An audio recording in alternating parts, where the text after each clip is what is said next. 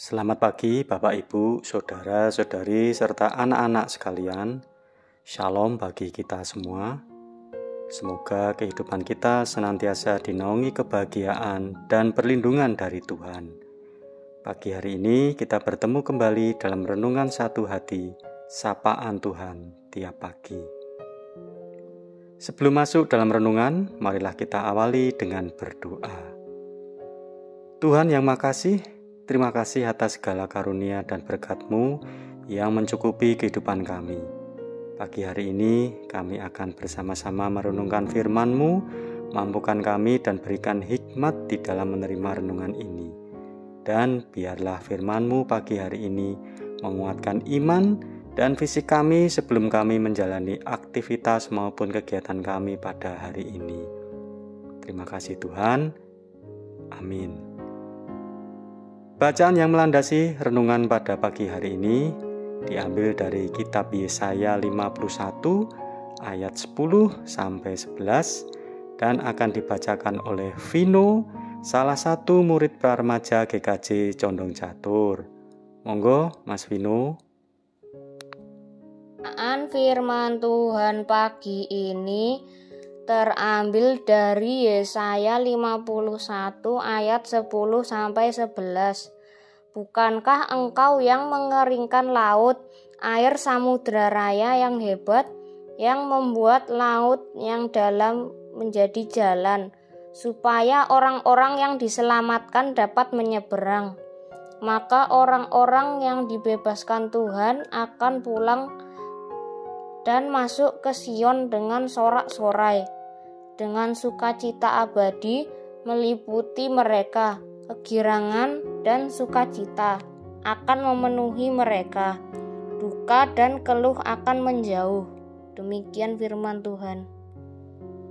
Terima kasih Mas Vino. Tema pada renungan pagi hari ini adalah sukacita abadi. Setiap tahun berganti, kita akan semakin tua. Sejujurnya, kita tidak suka mengakuinya karena kita hidup pada zaman yang memuja vitalitas kemudaan. Tetapi, setiap orang pada akhirnya akan sampai pada usia 30-an, 40-an, 50-an, 60-an, dan terus berlanjut.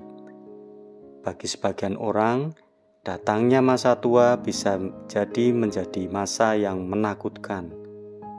Bagaimana dengan kehidupan kita? Bagaimana kita akan memaknai masa tua dan menghadapinya? Masa tua tidak bisa dipungkiri, apalagi ditolak. Meski ada upaya untuk melawan masa indah ini dengan berbagai daya upaya, termasuk melibatkan popularitas teknologi mutakhir. Toh semua manusia akhirnya memasuki masa tua dengan berbagai cerita dan ciri khas. Kisah masa tua memang tidak akan pernah habis dibahas. Masa tua selalu diidentikan dengan masa persiapan kembali ke alam keabadian. Makanya banyak warga usia lanjut mengalami gejolak emosi, daya ingat, dan kekuatan fisik yang bervariasi. Pada fase inilah pendampingan kepada warga usia lanjut sangat penting. Ibadah, rekreasi, dan hiburan lainnya diperlukan agar para adioswa tidak jenuh dan stres. Memang, usia semakin bertambah dan tubuh semakin lemah. Namun, Alkitab menyampaikan kepada kita bahwa masa tua bisa menjadi masa kekuatan bagi kita. Nabi Yesaya menyampaikan janji Allah bahwa semakin berubahnya rambut kita, tidak sedikit pun mengurangi kesetiaannya untuk terus menggendong dan menyertai kita. Ya, mempercayai janji Allah akan membuat kita semakin optimis menghadapi masa depan. Penyertaannya meyakinkan kita bahwa Ia masih menyediakan waktu bagi kita untuk menghasilkan hal-hal terbaik bersama dengan kekuatannya. Kita bisa hidup di masa lalu dan siap menghadapi masa depan, atau memandang ke masa depan dan hidup dengan iman dan pengharapan.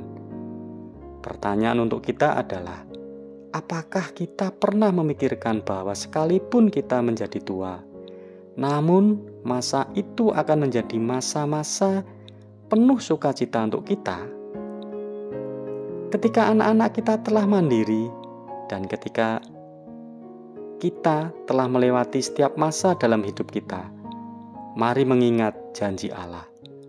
Pada masa tua pun mereka masih berbuah, menjadi gemuk dan segar untuk memberitakan bahwa Tuhan itu benar. Teks nubuat Yesaya merupakan ungkapan penghiburan yang memberi pengharapan bagi kaum usia lanjut.